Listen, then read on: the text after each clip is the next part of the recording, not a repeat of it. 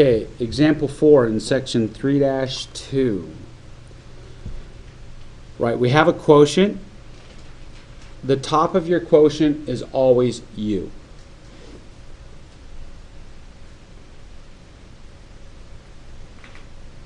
The bottom of your quotient is always v. You can't mix those up. It has to be like that. All right, so then the derivative of this is 2x plus 1. And the derivative of v is 3x squared. Now I also need one more thing for the quotient rule, and that's v squared. And we can just write it like this: x cubed plus 6 quantity squared. You don't have to actually distribute that. Just write it like that. Okay? So the quotient rule looks like this. It has to be in this order. It's not commutative. vu prime minus uv prime all over v squared. Okay? So this would be these two multiplied together, which would be 2x plus 1 times x cubed plus 6, subtract 3x squared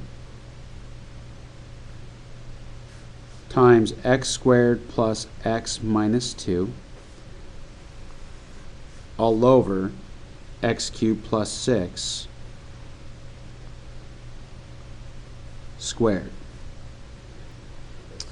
So distribute this guy through, and that would be 2x to the 4th power plus 12x plus x to the 3rd plus 6. Now I'm going to distribute a negative 3x squared through, so that's a negative 3x to the 4th, negative 3x cubed, positive 6x squared, all over x cubed plus 6 squared. And finally, just combine like terms on the top. So this and this make a negative x to the 4th. Okay. This and this make a negative 2x squared, or 2x cubed.